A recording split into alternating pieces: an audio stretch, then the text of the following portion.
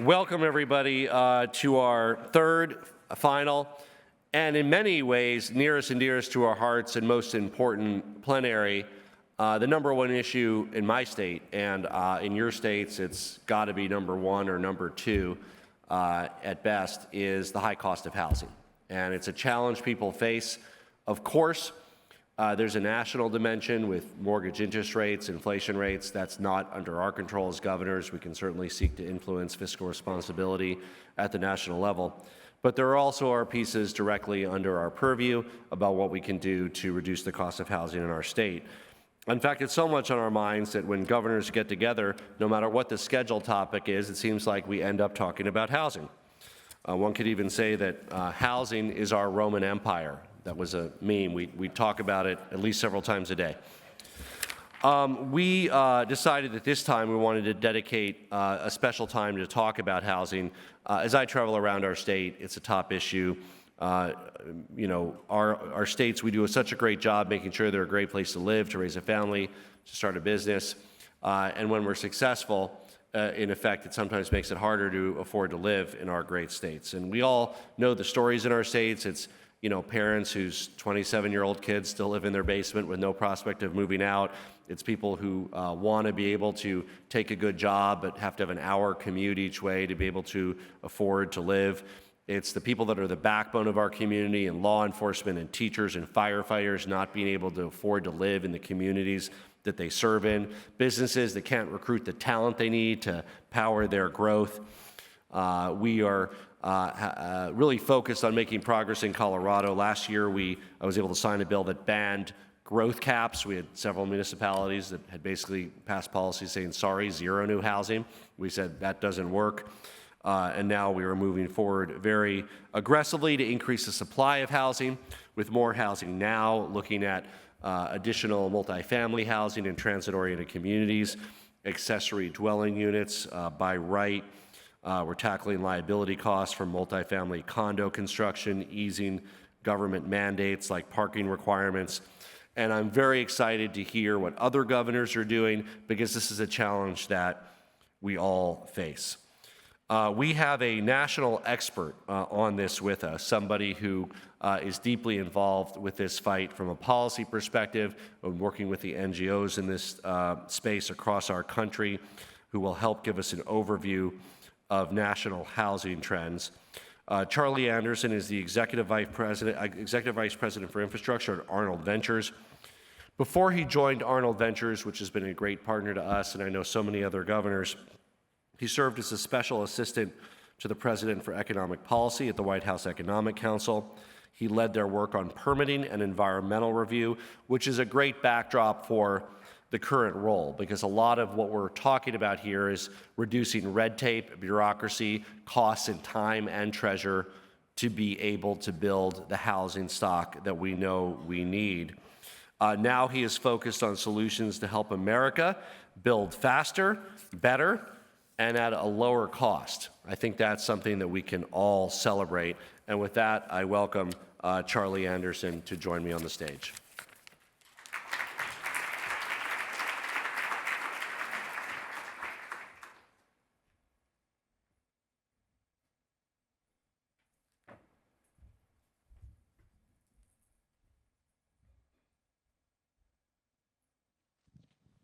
Welcome, Charlie. Thank you for joining us. Hey, thanks for having me. I really appreciate it. You really, when you said those are very sweet notes for governors. When you say that we want to build things faster, better, and at lower cost, you really had us. So I think we're already warmed up to you, and we'd love to hear your thoughts on some of the trends that are occurring and your advice to us as governors, and then we'll get to what some of our governors are doing.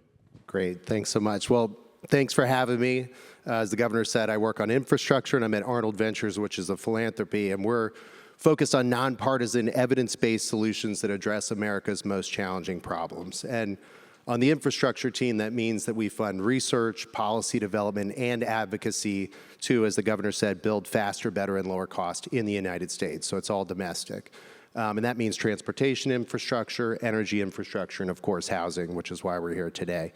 And I'll just say it's a really important moment, and you can see by the attendance here that folks are hearing about this all over the country. And so I really appreciate the bipartisan support for this issue from governors everywhere. You know, a decade ago, acute housing costs were really concentrated in sort of those coastal land-constrained cities, places like San Francisco, New York City. But it's spread, and housing affordability is an issue all over the country for people at most income levels, whether urban, suburban, rural, whether workforce or seniors. Everyone is struggling in some way with the affordability of housing. And the evidence is really strong here. More restrictive zoning and regulations leads to fewer homes. That housing shortage leads to higher prices. And now we're millions of homes short of where we need to be based on population growth to keep up after decades of underbuilding. And that underbuilding means that half of renters right now pay more than 30% of their income on the rent each month. And that's 22 million households. And even worse, you have 12 million of those households who pay half their income on the rent each month. Home ownership also increasingly out of reach. Every single state has seen house prices go up at least 25% since early 2020. Some have seen it rise as much as 60% in just 4 years. Young families are buying homes 6 years later than they used to. Used to be 29, now it's 35. Some aren't even making that purchase at all. Families who own already and want to move are stuck because there isn't enough inventory. Seniors are unable to afford places to independently live out their golden years, and that's why you see AARP getting engaged in this fight too. So basic story, cost burdens are challenging all kinds of people in all kinds of places. So what do we do about it? What works? If you look at places like Houston that are less restrictive, they've built many more homes than similar cities and have much lower prices. Minneapolis is an example of a city that made it easier to build apartments. They've seen a ton of apartments built, and real rents have declined even as they've risen in comparable cities. So fewer restrictions equals more homes and lower costs. But Houston and Minneapolis are rare cases. Most cities and towns get stuck, either too afraid of a minority of loud anti-housing voices that frequent city hearings, or just hoping a new far-flung exurb pops up to house workers who can't afford to live there. And, you know, in either case, states have an obligation to step up, and we're seeing a lot of states do that, many of you around this table. There's a well-established policy menu. You mentioned many of these things. You know, by enabling more people to afford to live in your state, it grows your economy, supports strong labor markets and innovation, funds services without having to raise tax rates. This is about ending unnecessary regulatory burdens that make housing more costly, reducing constraints on people's property rights, expanding the supply of starter homes and opportunities for home ownership. To paraphrase Governor Cox, this is all about ensuring our kids have an opportunity to live near us rather than with us when they grow up. You know, there's no silver bullet here. Governor Polis mentioned a lot of the things on the policy menu: cutting permitting times and regulatory red tape, legalizing granny flats, also known as accessory dwelling units or ADUs, allowing missing middle housing like quadplexes and cottagecore to return to places where they've been banned. This was traditionally allowed and only in recent decades was not. Allowing apartments in commercial districts and near transit, eliminating unnecessary parking requirements that increase the cost of building, creating more opportunities for starter homes by reducing minimum lot sizes. Could go on and on, but basically these are really popular things across the aisle. You know, as you've seen in your state, Republicans, Democrats, Independents, they want people to address this supply challenge. So, you know, and I think alongside these reforms, we need subsidies for deeply affordable housing, but subsidies alone aren't going to solve the problem. 90% of housing built is market rate. And if you're not solving that build challenge, you're going to push down on the people who need those deeply affordable units to be subsidized. I think Governor Gianforte has shown that, you know, when a governor leads on this issue, you identify it as a core challenge, you show urgency and come up with real solutions, you build a big table with a broad cross-section of people, you can get big things done. And that's how he got what's being called the Montana Miracle done last year, and that's why so many folks are eager to hear from him, and I'm sure we will. And that's why I'm excited that Governor Polis, you and so many others are stepping up to lead this year and into the future. So with that, turn it back to you, and happy to take it from here. Thank you, and I want to go to Governor Gianforte to tell us and share with his fellow governors what he got done, but even more importantly, how he got it done. Governor Gianforte. Yeah, thank you, Jared, and thank you for your work, Charlie. We looked at this problem in Montana, and maybe it was because of the show Yellowstone and the pandemic that everybody decided they wanted to move to the most beautiful state, and they did. The thing is, all of our states are the most beautiful in our own minds, so that's the only problem with that in this crowd. I'm going to be careful, Greg, not to point out that the first 2 seasons of Yellowstone were filmed in Utah, but it's fine. And it's all about a park that's in Wyoming, just saying.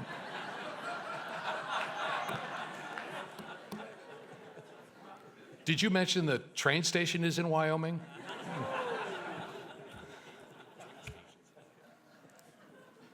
So we recognized, moving on, that this is the #1 issue facing working families. And it was particularly acute because people were moving into our communities and there just wasn't enough supply. We recognized it primarily as a supply problem. So what we did, we have the incredible blessing that our legislature only meets for 90 days every 2 years. So we had a very tight window. So in August, prior to that legislative session, I formed a task force, the Governor's Task Force on Housing, and it was a really broad section, bipartisan people, folks from the building industry, realtors, county commissioners, city officials, state officials, nonprofit leaders from places like Habitat for Humanity. We got everybody at the table. And I gave them a charge to cast a really broad net. And then we went in, that was in August, we had the reports by October. We went into the legislative session in January and we essentially ran the table. And we've seen great results. In 1 year, we've seen average rental prices come down 20% in our largest communities. Average vacancy rates for apartments have gone from just over 1%, which is not a healthy market, it's too tight, to over 6% in those same markets, so people have choices. So what did we actually do? Let me just hit a few things quickly. The first thing we did was we passed comprehensive land use planning reform, call it master planning. So a community can adopt a master growth plan. They can come together and decide how they want their community to grow. It gets vetted through a public process. Everyone's voice gets heard. But then when a builder comes in seeking a building permit, if it matches the growth plan, there's no public hearings, they just get their permit. That speeds up the permitting process. The second thing we realized, particularly for states that are seeing growth, there were no water and sewer infrastructure programs for new development. They all focused on urban development, replacing aging water and sewer. So out of our surplus, we put over $100 million into the HOMES program, which is a low-interest revolving loan fund for municipalities so they can put in water and sewer. But we put an extra requirement on it that any subdivision to qualify for this low-interest loan program has to be at least 10 units per acre.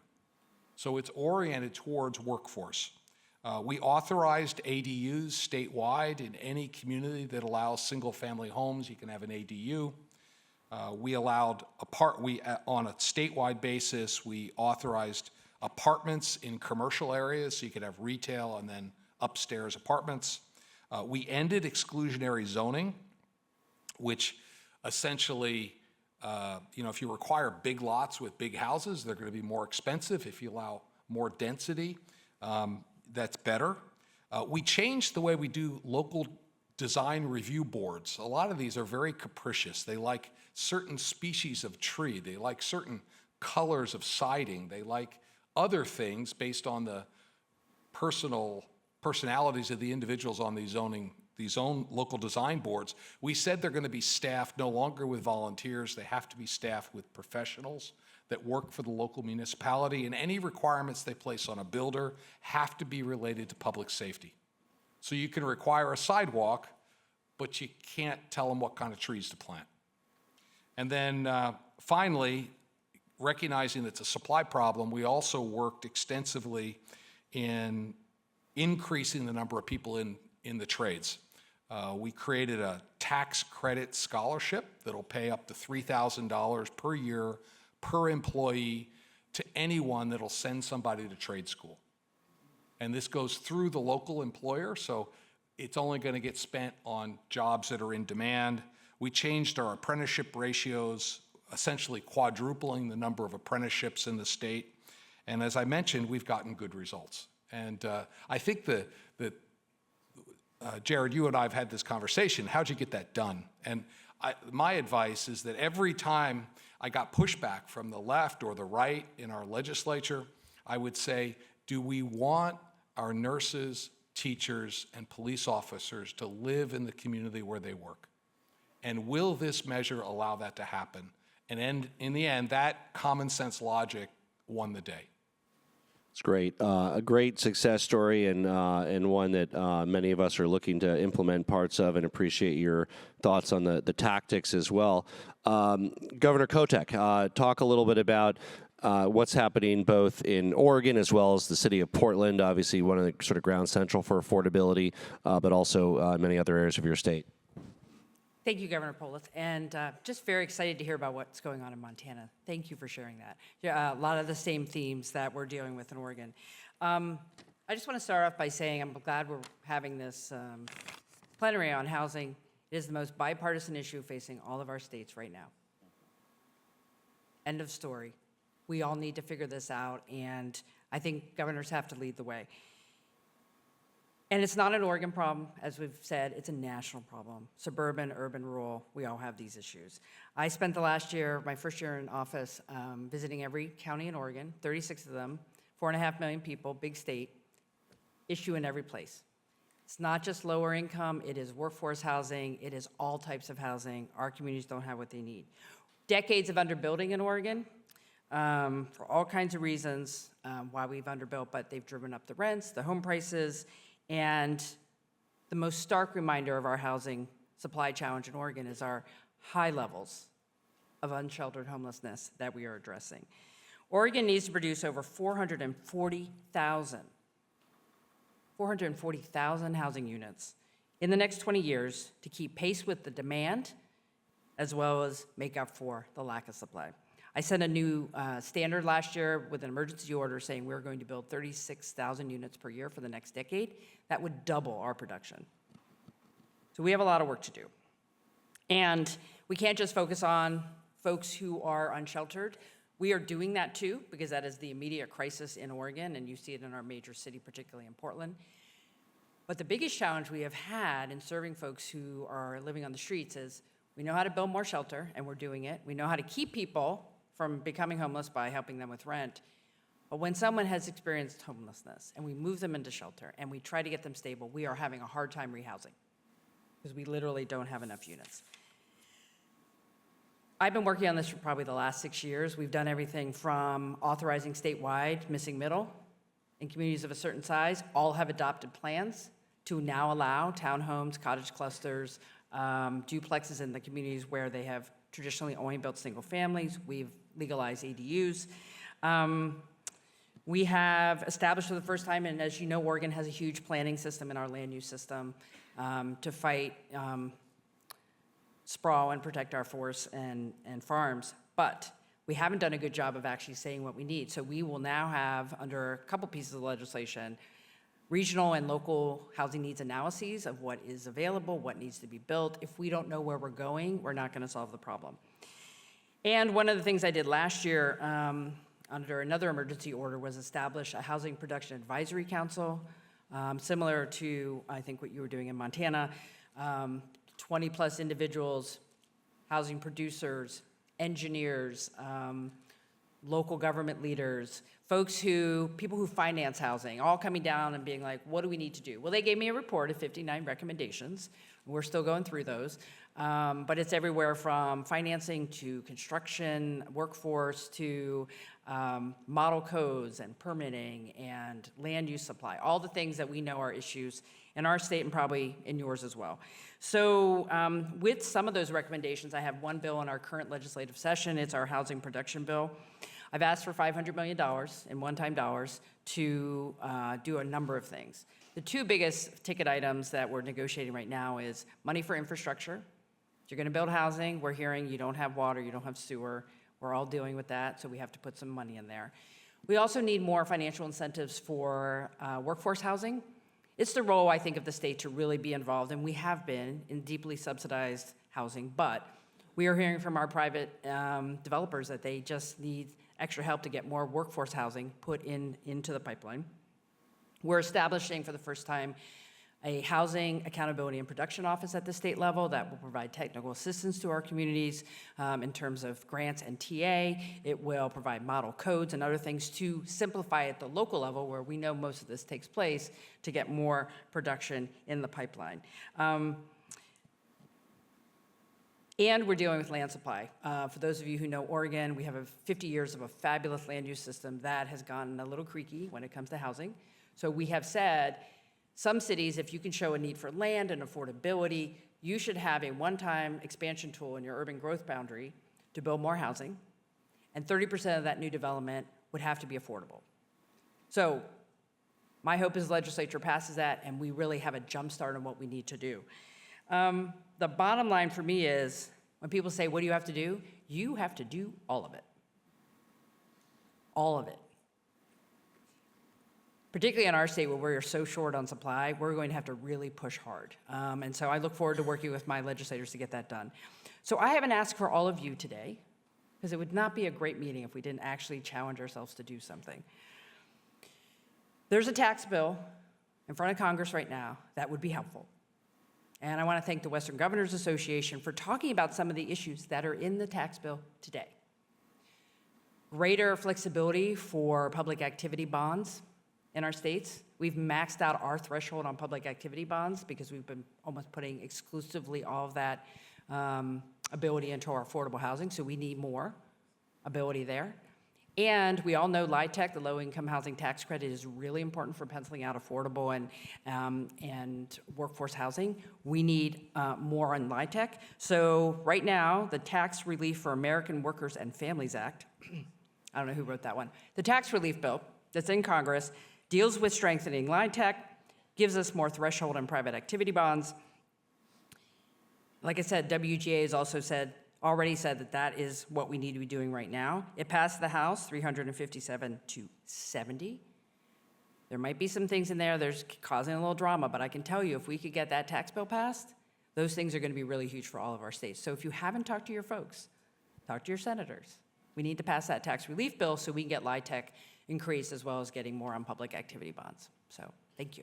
Thank you, Governor Kotek. And I think in terms of our advocacy role, I think anything that reduces financing costs, which is one of the key drivers of cost, would be good, and that would include, fiscal responsibility. It would include monetary policy. It would include tax credits, as Governor Kotek mentioned. But these kinds of policies federally that would create an environment with lower interest rates and/or specifically targeted lower financing costs around housing would be helpful. Governor Cox? Thank you, Governor Polis, and thank you so much, Charlie, for taking time to be here with us. I want to thank my fellow governors for inspiring me as well. Greg in Montana, thank you. We've copied a lot of what you're doing. This is the benefit, I think, of the National Governors Association. We should be stealing ideas from each other and things that work. And so I'm going to change my remarks just a little bit because I'm going to take a little bit different approach if I could and share something with you that you probably haven't heard yet. And I really hope it passes my legislature next week or I'm going to be very embarrassed. So we'll see what happens here. But so I had an epiphany a few months ago that is very different. We have been doing a lot of the things that everybody else is doing.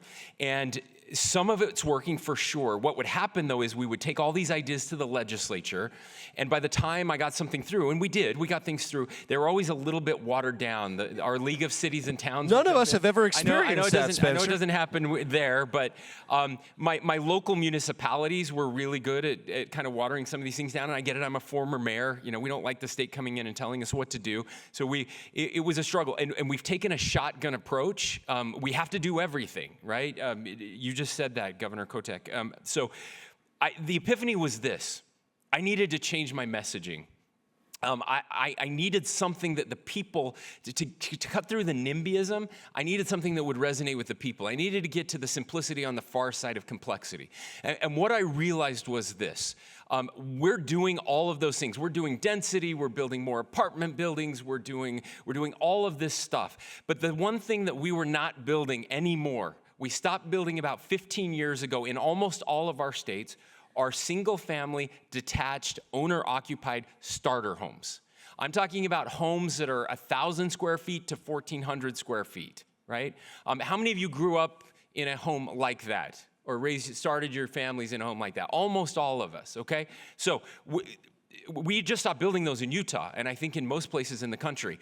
And what I found was the starter home, that idea of a starter home, the American dream, home ownership, was something that resonated with everyone and cut through the clutter and could get us past the NIMBYism. Now, most people didn't want a big apartment building in their backyard, but their heart went out to this idea that someone could own a home for the first time. Our school teachers, our firefighters. So we took that concept, we went to our economists, and they came back and said, we need to build 35,000 starter homes in Utah. We need all the other stuff too, okay? So I'm not saying we don't need that. But we need 35,000 starter homes in Utah in the next 5 years. And that became my message, my mandate. That is all I talk about. We call them Utah First Homes. That resonates with people. It's something they can believe in and buy in. So then I go to the legislature, and I have all these ideas. And it turns out we don't have the budget we thought we were going to have this year. We still have a surplus in Utah, but not nearly as much as we thought we were going to have to be able to do this. So we started diving in with all of the builders and developers in our state, finding out, why are you not building these homes anymore? And there were lots of different reasons. But if you look at your states right now, and I was surprised to see this, our building starts are going down right now. Part of that is because of interest rates for sure, but there are other reasons. And what we found out, there were a couple things. One, again, because municipalities weren't offering smaller lots, the incentive is to build the biggest thing you can every time, right? So we have to change that. But the other thing that I did not see coming is because of the bank failures that happened a year ago, or however long ago that was, almost exactly a year ago, the FDIC pulled back and is limiting the amount of money that banks can lend, okay? And so many banks, many of our developers have projects on the books, but could not get construction loans for those projects. Or if they could get construction loans, they were getting them at interest rates that were so high, 10 to 15%, that they struggled to pencil it out. And if you're getting loans at that high, you're not gonna build starter homes, inexpensive homes. By the way, median home price in Utah now is approaching $500,000. You have to make $170,000 to buy a median home in Utah right now. 75% of Utahns could, if they didn't own a home now, could not afford to own a home right now. That's unsustainable. So here's what we did, and I'll try to get through this really quickly. This is the idea that just came out that I don't think anybody else is doing. I needed a lot of money, right? And so we have a treasurer's fund, our public treasurers, we call it the PTIF fund. This is where you invest all of the money in your state until it gets spent, right? It's like the savings account for your state. Your municipalities may participate in that as well. Right now for us, it gets invested in short-term, commercial paper, mutual funds, those types of things, securities, really secure things. We get about a 5% return on that every year, and it's kind of a liquid fund. So I said, wait a minute, we're investing in China, we're investing in New York, we're investing in California, that money, our savings account, but it's not being invested in Utah. What if we took some of that? What if we took, right now we're looking at $350 million, but we could go up to maybe $1 billion of that, and started investing it in short-term construction loans for our developers to build starter homes, all right? So the bill has $350 million in it with a 3.5% return that will be mixed with, it has to be mixed with the financial institution. So the banks will lend this out. They'll mix our money with their money. They'll lend it out again, for a year for the construction loan, okay? At 3.5%, the developers, they have to build 60% of the project has to be homes under $350,000, starter homes, okay? Small lots. Now you're wondering, the cities will never go for this, right? Well, the cities will go for it, and here's why. We're creating a new zone, a first home, a starter home zone in Utah. They have to provide smaller lots. That's part of it. They have to do that. But what they get in return that they're very excited about, they get access to some infrastructure funding that we're giving them. They also, these are deed restricted lots. which means that there are no secondary rentals. They have to be single-family, detached, owner-occupied.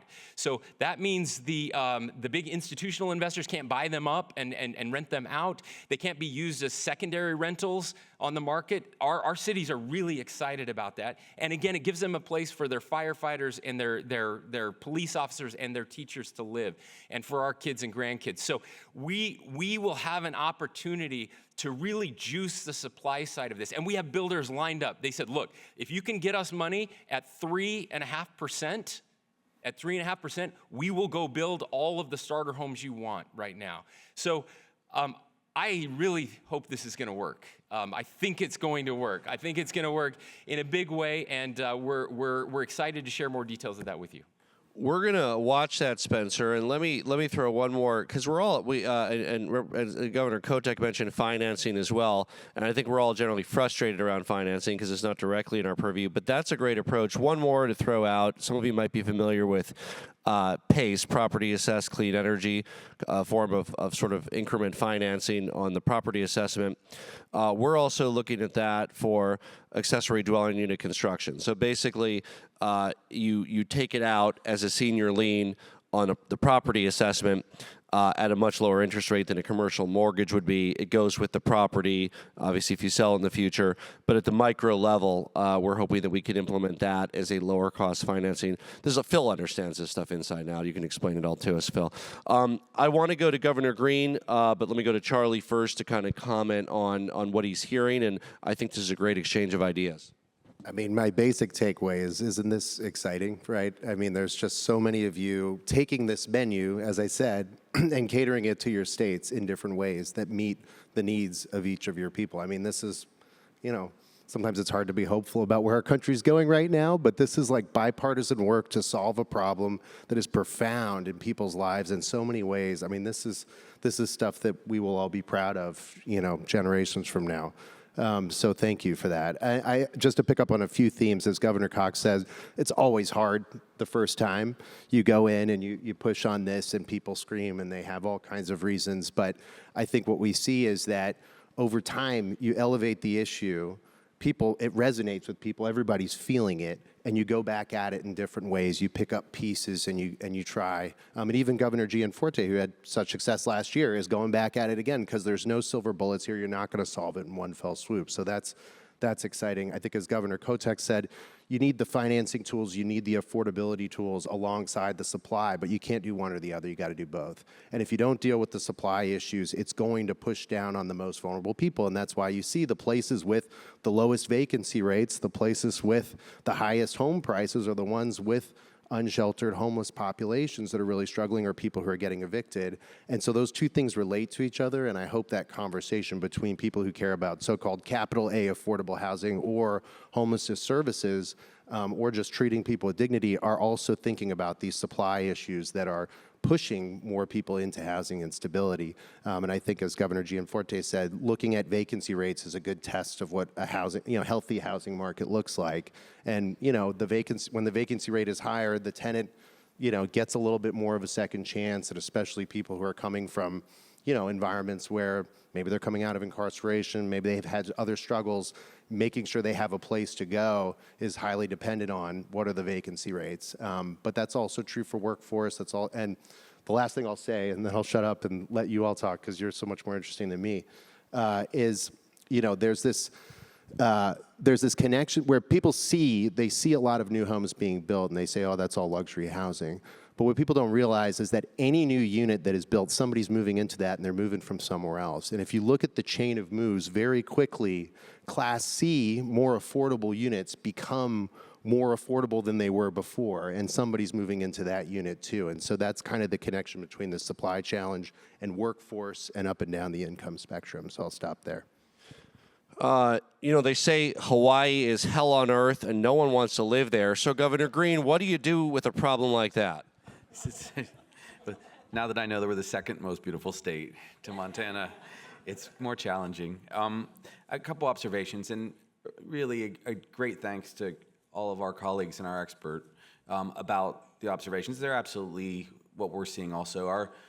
But our median cost is now $1.1 million in Hawaii and the islands, and we have shortages of precisely the nurses, teachers, and firefighters, and we're making that case. A couple things have happened since we last were together. First of all, we did, of course, recognize housing as our greatest challenge, just like seemingly every other state. So we're right there with you. And we went into emergency rules immediately, like a really good, solid red state, okay? We did emergency rules on homelessness and housing, and people were shocked. They said, what are we doing here? And we had a war that broke out. But to try to pull back every possible bit of red tape and restriction that we had been instructed over the many years with lots of really thoughtful studies, actually. So we did that, and it became so controversial and conflict-driven that our developers, who loved every single thing and helped us build these emergency proclamations, were too afraid of using them for fear of litigation. So then we had to compromise, and then kind of come back down to earth. So there was that. Then what happened was on August 8th, the fire occurred. And the fire on Maui displaced 3,000 households in a market that was already beyond tight. I mean, you can't rent anything for less than $5,000 or $6,000 a month already on Maui, and it threw everything into chaos. So what did we learn? Well, we already feel like we know we have to do all of these different pieces to build housing. But when we pulled back the curtain, we then found out, okay, where are you going to house people now that they've been displaced? The only option we had, as our FEMA friends will tell us, and everyone's been hearing in the Washington Post, New York Times, and Wall Street Journal, is long-term rentals. We have to find long-term rentals. We pulled back that curtain and we found out what the real deal was in our state. On Maui alone, there were 31,000 short-term rentals. 31,000. There's only 150,000 people live there. And in our state, we have 89,000 short-term rentals, of which a total for the whole state, 89,000 short-term rentals, only 15,000 are legal. So we have 74,000, quote, illegal or unsanctioned, unlicensed short-term rentals. I have 50,000 units, I'm 50,000 units short statewide to probably kind of be able to house everybody. And I have these 89,000 short-term rentals because it is so appealing to come and short-term rent in Hawaii. I want to unpack this a little bit because we're going to have to work on this. This is one of our huge pieces of solution, why I'm mentioning it now. For us, a short-term rental brings in 400% return as compared to regular rentals. So if a house is being rented at $4,000 a month to one of our nurses, a short-term rental owner, God bless them, will bring in $16,000. So how do you compete with that? Some stats, 52% of all of Hawaii's short-term rentals are owned by mainland guys. And 27% of all of our short-term rental owners own 20 units or more, so institutional owners. So that's where we are. If I could tomorrow put 40 or 50,000 of these units back with a nice runway, with some tax breaks, I really wouldn't have a housing crisis. But on Maui, we tried everything. Amazingly, the council passed a bill to give people 18 months to 2 years of complete property tax amnesty, no property tax, if they would convert to a long-term rental to house two people who've been displaced by a fire. They killed people. And only 15% of the people would even take that up as an opportunity. And we're paying the full boat, their fair market value of what they earned as short-term rental, business people. So it's that difficult to convert that without maybe bringing down some pretty terrible, we described it as like a nuclear hammer. And we don't want to just disrupt people's business lives, but we now are out of balance. We have a fundamental imbalance. And that was what I was thinking as all of you were sharing your stories. I think there is a fundamental imbalance in America, and we're going to have to bring it back in some way, whether it's short-term rentals or affordable loans or projects that we actually use some of our public dollars for. One idea has also come up, which is our bankers have told us, if we set aside about 5% the value of a large project, like say a $2 billion project, if we can guarantee 5% in an account in a special fund in our state coffers, they can begin to loan way below to people, because no one will go AWOL on a 3% loan when regular rates are 7%. So that's another thing that has emerged as an idea. So I wanted to just share that scenario with you, and then talk very, very briefly about homelessness for us. We have a high homeless rate, as you know.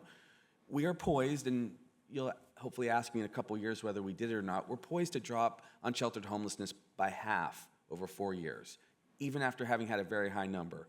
And the way we're doing it is we are using the resources we have, including healthcare resources, to build small villages and let people go in at really low cost. The villages' houses are $16,000 on average cost, as opposed to, you know, $400,000 or $500,000 to build a kind of regular home.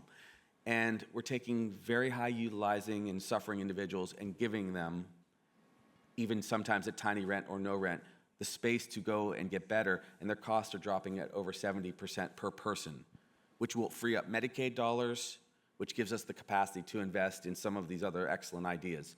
And right now, as we know, HHS has let 8 of our states begin to do that. So it's a lot to share, but I just wanted to say, I think there are some other imbalances in society that we're gonna have to address if we have any hope of not having the same problem 2, 3, and 4 years out. I want to turn to a moment to Governor. Jared, Yes. sorry, right here. Yes, can I Governor just Cox, ask, yes. Has anybody kind of figured out the short-term rental thing? Is anybody doing anything in that space? We know New York, right? New York took pretty bold action, and they passed a bill where you have to be on site to have a short-term rental. Now, it's pretty aggressive, okay? But it did drop, I understand, from my, the lectures I've received and updates by over 80%. So that's a lightning bolt that hits a market. And I can't say whether it's good or bad. We'd have to ask Kathy. But we're about to do some similar things to return some housing back to the market. And I think Charlie wants to get in on short-term rentals. We certainly don't know the answer in Colorado either, Spencer. I want to hear, and I want Governor Murphy to get ready. He's our resident banker, so I want to hear your thoughts on financing. And Governor Cox's idea, the one I mentioned on a pace increment, Governor Kotek, what should we advocate for federally? I mean, it's hard to talk about housing without, and ignore the fact that you have to borrow to build. And so would love your insights on that, on short-term rentals and whatever else you want to address. Charlie. Yeah, I was just going to say on short-term rentals, whatever you think of the right answer, New York City's vacancy rate is 1.4% right now, right? They still have a huge supply problem. There's many other tools they need to bring to bear, and I know the mayor's trying to do that, as well as groups like Open New York. The governor made a push on that as well.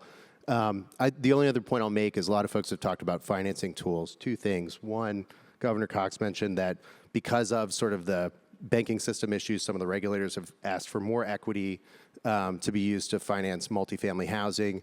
That can often come at high cost. Then you have high interest rates as well, just generally. If you can replace some of that equity with public dollars, with a public loan from like a housing finance agency, you can cut the cost by like 6 to 10% to build a multifamily unit and actually finance some of the affordability in it in a way that makes it pencil and actually works. The units get built. Montgomery County in Maryland has done this recently. Zach Marks is an interesting person who's worked on this. There's an Odd Lots podcast if anyone listens. And I think the other piece on high financing costs is it makes delays even more expensive. So it makes the ability to get through the red tape even more essential because delays are more costly. They were always costly, but they're even more costly now. Very helpful, Governor Murphy. Jared, can I just because I want to clarify something really Yes. quickly? Because I don't know if other states do this, but in Oregon, we changed our constitution to use our public obligation bonding capacity at the state to fund housing, which is why the PABs are so important. And I don't know how many people are doing that, but we've had that for almost a decade now. I'm not sure I've got a magic wand, Jared. A couple of observations. Most important thing I've heard is I would like Greg Gianforte's legislative calendar in New Jersey.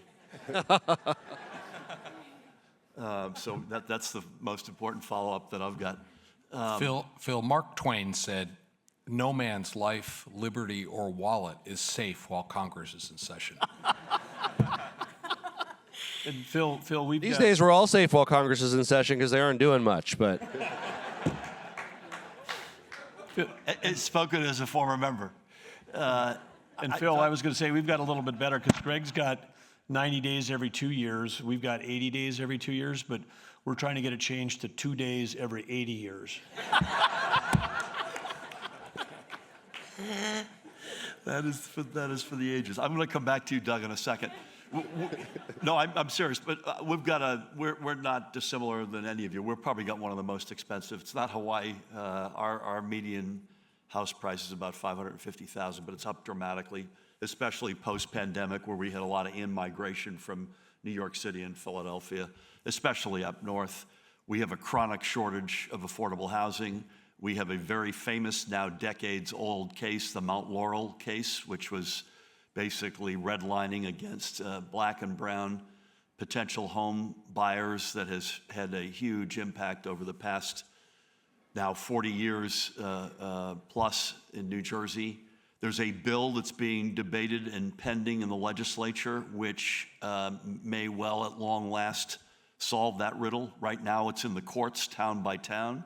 That may actually get solved this year, which would be a pretty historic step in the right direction. I won't bore you with all the things that we've done. We're building out as aggressively as we can, and we have a huge, Tina, like you, we have a huge shortage. I'm not sure, Dan and I were saying, I'm not sure where that number lands. The advocates probably push it to a bigger number, but it's still a big number no matter where it lands. On the specific question of Spencer's idea, which is why I'm going to come back to Doug, I love it. And my guess is it's going to work. And you've given us food for thought. But Doug, I've been trying to build a public bank in New Jersey since the day I got in office. And North Dakota is the only state in the nation that has it. And it struck me that Spencer's approach is a little bit of a version of that. You don't go to, I know student loans is a big piece of what your public bank does. But I wonder if there's something in here that we could learn from that, but also it's kind of a variation of what you've got in North Dakota, as I understand it at least. Yeah, well, and happy also to talk, Spencer, about that idea because of our legacy fund, which was built with energy. So think of it like a mini sovereign wealth fund, not as big as Alaska's, but we're building it. In that one, we passed legislation a few years ago where we took 20% of it, which was $1.6 billion and growing, and that 20%, 10% was designated towards going towards bonds, in-state investment, another 10% towards equity. It was a little aggressive on the equity side for us right away. We've made some modifications, but we've got two tools, the state bank, which is over 100 years old. The student loan portfolio, it's about a $10 billion bank, about 10% of the portfolio is student loans, and the other piece goes towards all kinds of basically economic development activities and supporting our local community banks. So we don't compete with our local community banks, but we probably got the most robust local community banks in the country because we've been able to stop the large nationals from coming in, buying up all the small town banks, then closing the branches. So we've been able to maintain local family ownership, and that's why we've got such a healthy, well-capitalized local banking system. So that was going to, Jared, if I may, two other quick, that's why my one concern with your plan, Spencer, is whether or not the local community banks are going to see you as crowding them out. The second comment. So again, all of the local community banks will be participating in this. Very and smart. that's important, and they'll be matching funds. And they like it because it increases, again, their threshold to be able to lend with the security of the state backing it. So that's one of the magic wands in the North Dakota bank where they've sort of put the money essentially through the community banks. So there's harmony. The other comment, Jared, is a simple one. I'll be stunned if a year from now interest rates aren't lower. I don't know how much lower, but I'll be very surprised that they're not lower. And God willing, that's a journey that will continue and that a chunk of this problem will get either solved or get a lot better than it is today. Fellow governors?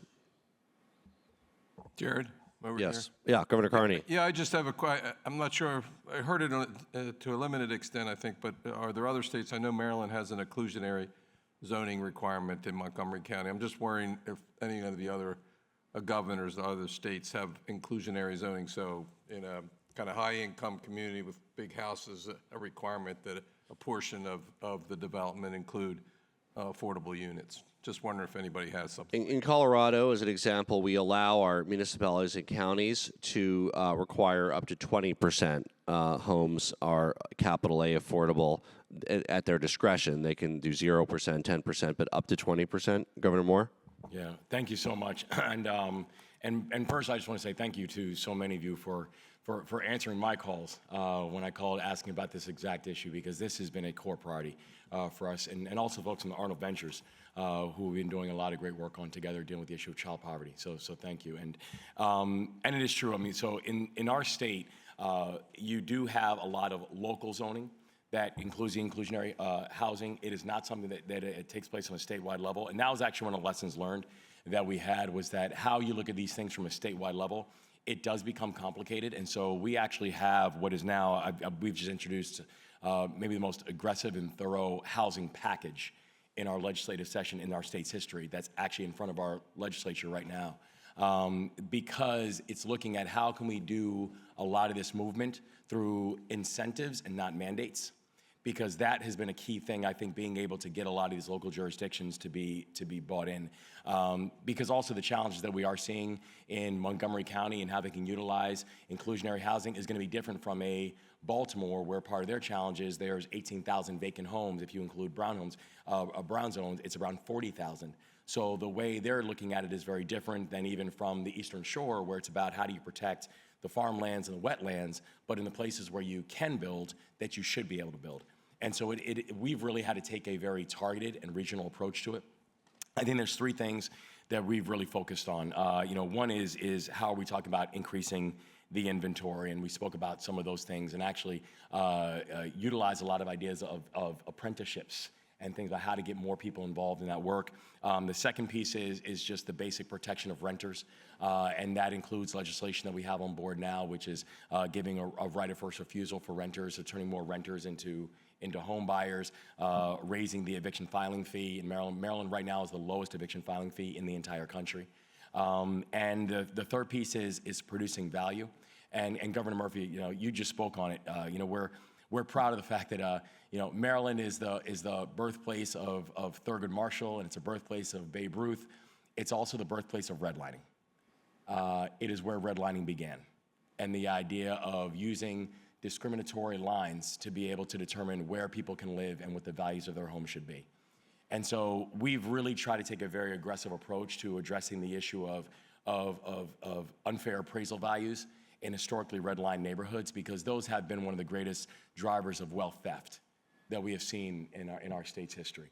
And so making historic investments in being able to train appraisers, historic investments in being able to come up with fairer values for people inside of homes and neighborhoods, and making sure that we can address the housing issue and the housing crisis without doing something that focuses on or screams either displacement or gentrification or wealth theft. And so it's something we've been very deliberate on, but I think a key lesson learned, going back to how Montgomery County looks at it versus how the Eastern Shore will look at it versus how Western Maryland will look at it, is you have to be just very deliberate and very regional in the way these things are focused to have the kind of progress that we're looking for. Governor Bergen. Fantastic discussion. I want to just add one general point in here, because I don't know Greg's doing this in Montana, but when I hear about us trying to solve the issue, with zoning, we should just, in America, we invented zoning, and zoning came during the Industrial Revolution when there was a lot of like air pollution, other things, say, hey, we're going to have the factories here and the people here, and we got to keep them separate. And then we went even further and said, well, here's the kind of homes that can be, and retail's there. And we just, it was a one-dimensional map, and you draw it out and say, everyone, all these four things have got to be separate. And yes, that was great for. That was great for people that built roads, and it was great for the car companies. And then we built a city that's designed, we built cities all over America that are designed for automobiles and not designed for people.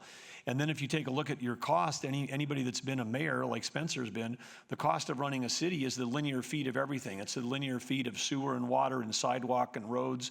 And then when you get more of that, you need to have more fire stations. And then you've got school districts that independently decide to build greenfield elementary schools out on the edge, and that's great for the developers. So you drive all this linear cost is the cost of that infrastructure. And Tina mentioned, everyone mentions the cost of this, hey, how do we pay for the sewer and water? Well, sometimes when we're doing that, we're making developers rich, and we're not helping the people, the workforce that we're trying to solve. And so one of the things that is changing in some cities around code is form-based code, which is if you're building one of these neighborhoods, instead of saying, you can do up to 20% in low income, if you have a neighborhood that's all houses, if you want to have a coffee shop that looks like a house, you should be able to have a coffee shop. Because then people say, hey, I leave my starter home, I want to move to a new home, it's got to have 3 cars, 3-car garage. Why does it have a 3-car garage? Because the mom, the dad, and the kids all got a car to be able to drive to school, drive to church, drive to a restaurant, drive to a grocery store. Of course you need all that because you can't walk to anything. And part of, then people will, they'll go on vacation and they'll say, wow, that was the most amazing vacation I ever had. Why? Well, because we went to some place where we could walk and everything was right there. Well, you can actually have that in our own states. You just have to design it. And I think that we've got to make sure that we're not using the success we're having at the state level to subsidize bad design, which then down the road, 10, 20, 30 years from now, when people say, hey, we've got these new forms of transportation because of new things, of new designs of electric bikes, which become, 4 seasons and do whatever. And we've spent all of our dollars building roads and we haven't sent, there's places in Northern Europe that have snow where people bike all winter long. You can't find a place like that in the US because we don't put the investment into building the infrastructure for multimodal transportation. So I think one of the things that we have to look at as a country, our housing costs are high in part because of the way that we've designed our cities. And I think there's, again, this check out form-based code. There's some really interesting things that are there. And you guys talked about at the beginning, the granny flats and other stuff, but part of it is we've got to get the coffee shop, the barber shop, and law firms back into residential neighborhoods in ways that can help lower the cost and create services where you don't need a car for everything. Very powerful vision, Governor Burgum. Yes. Put it on. Go ahead, Dan McKee from Rhode Island. Thank you, Spencer, for pointing out that home ownership needs to be part of this whole formula. In Rhode Island, we put 25% of our APRA funds towards housing. In my second budget, that was $250 million. We're approaching $500 million for rental, primarily rental, low and moderate income right now. So in a state our size, that's a pretty sizable number. $100 million we're going to have in the ballot this year, and we're really looking at home ownership and creating that workforce or that career path housing. So we'd like to compare notes. I've announced we're going to do it, but I don't know how we're going to do it yet. So I got about 60 days to actually figure out how we make that presentation, but love to kind of get with you on that. I was a former mayor as well, so we put the in-law housing in 20 years ago. My mom lives in an in-law apartment in a house that we built about 15, 18 years ago. So that works in a way that I think is really important. I think that it was mentioned by the panel up there. And also the issue, I'd like to ask Greg, you said you moved your available apartments from about 1% to 6%. Can you tell us how many units that is? I mean, we're last year on home ownership, I put $30 million in to create the down payments for home ownership. We did about 1,600 new homeowners in the state of Rhode Island as a result of that in 1 year, and still waiting list on that. But how many units did you need to build against how many you had to move it from a 1% to a 6%? Yeah, so that data came from a study that was done by the realtors in the city of Missoula, which is one. We don't have any big cities. As our former U.S. senator used to say, there's a lot of dirt between the light bulbs. So you could go outside here, just to give you perspective, you could get in your car outside this building and drive to Chicago, you're still in Montana. That's how big it is. So Missoula is a community of 50,000 people. And if you Google Missoula apartment vacancy rate something, the story was about 60 days ago that reported that. And that was also the report that showed that the rental rates had come down by 20%. So that's one community that had impact from all the things that we did. Yeah, and that's a key. Our largest community is about 100,000 people. Billings is number one. Yeah. Missoula is one of our university towns, but yeah, that's a key piece in that number. To move you from that, that's very impressive. You went 1% to 6% and lowered the rentals by 20% on that. So we'll follow up on that number because one of the concerns I have is actually overloading the market. We've seen that in our state where we drive prices down so far that people start losing a lot of the equity that they built up over a period of time. So there's got to be a sweet spot in there. Yeah, and we've seen a leveling off of home values. We've seen rental rates come down. We haven't seen actual home prices come down yet. We are running short on time. We're going to go to Governor Kotek for the final governor remarks, and then back to Charlie. The question I kind of posed to Charlie in a moment will be, what have we not said that we should be talking about? So what else should be in this suite of things that you haven't heard here today? Governor Kotek. Thank you, Governor Polis. I really enjoyed this conversation. Couple things, more philosophical, I think. The balance between mandates and incentives. Our inclusionary zoning, what happened in Oregon was, prior to me coming into the legislature, this was many years ago, we actually outlawed inclusionary zoning. So when we tried to put it back as an option for communities, we got so much pushback that we had to actually write into law all the criteria you would use, and it made it very rigid. So it was voluntary, but too rigid. So just, I think we all have to be careful. One of the reasons that when it came to the middle housing law in Oregon, people were like, make it voluntary. And I went with cities over a certain size have to do duplexes, where they would normally just do single-family standalones. 25,000 and higher population, you have to include the other types of middle housing. The reason for that was I didn't want to see some communities saying, well, we're not going to change, and others changing, because you were going to have a significant equity issue right off the bat. And people got there. They still have local variation, but everybody should be trying to provide different options. And I want to challenge all of us. I love the idea of starter homes, because then people can take advantage of the #1 investment in our country for housing, which is the mortgage interest credit. You own your home, you get a big tax break. But we should have smaller homes that qualify for that. Duplexes as home ownership opportunities, townhomes, because in places where you don't have a lot of land, we got to think differently about it. So many options. I hope you're successful. Ownership really matters. It really does. But what that ownership looks like, I think we have to change. That's a great idea. And along those lines, we're trying to do accessory dwelling units by right, but a next phase of that would be an automatic way to subdivide and sell. So somebody, not just for rental, we want affordable units for rent, but also what a great starter home if you subdivide. What haven't you heard, Charlie, that you would like to hear or would like us to hear?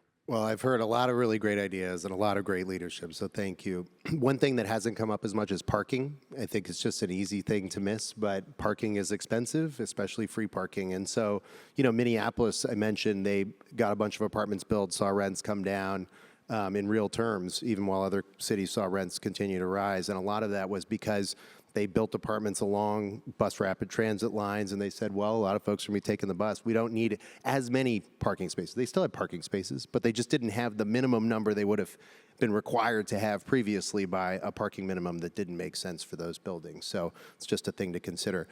The only other thing I'll say is, and this relates a little bit to Governor Burgum's point and Governor Moore's point, is there's so much path dependency in what our built environment looks like that people don't think about. And so it seems like people are choosing a certain option when actually they're not being provided choices that they would choose if they were there. And I think you have to reconcile that with the fact that people don't like change in the abstract, right? But then if you build them the community with the coffee shop they can walk to, it doesn't mean they're not going to have a car. Of course they're going to have a car, but they'll walk to the coffee shop more and they'll feel good about that like they would on that vacation community, And I think people don't think about the fact that a lot of this stuff we're just living with because it's always been that way. And when you make those changes and provide those options, it's actually quite popular. And so don't mistake the sort of initial brush with reality that Governor Cox was describing and that a lot of you face with how that will play out over the long term. Because I think you see over and over again, when people make progress on this issue, they're rewarded for it, both by a better community and by people who say, thank you. So. Thank you, Charlie Anderson, for joining us. Thank you to the Arnold Ventures. We appreciate your support, both policy as well as on the nonprofit side, for a lot of this important work. Thank you to our fellow governors. This was a wonderful exchange of ideas on an issue that I think for all of us is our #1, or perhaps a few of you #2 issue, but a big issue for every single one of us. With that, I'll turn it back over to our chair, Governor Cox. Thank you. A round of applause. Thank you so much.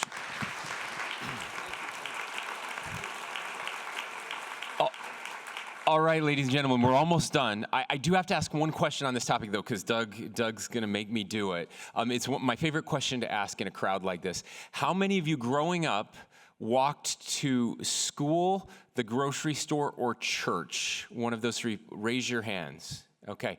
Look around the room at all those hands. How many of you walk to one of those places now? Okay. A little more than I expected, but you see the numbers go down drastically, so I appreciate that.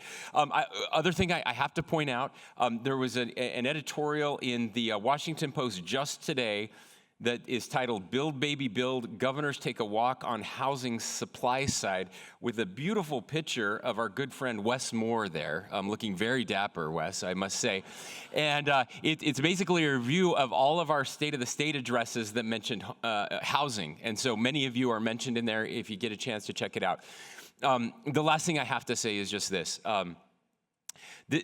I hope we recognize how unique what just happened is in politics in our country today. I don't think anybody could, being in the room right now, if they didn't know who we were, would have known who was a Republican and who was a Democrat. I didn't hear one comment. We would have thought Doug was a Democrat for sure, the way he talked about that vision. I was like, Doug for president, man. Doug, I guess I have to let you respond. Those were the rules of the debate, so. I believe in economics. There you go. I like that. I like that as well. Trust the science, Doug.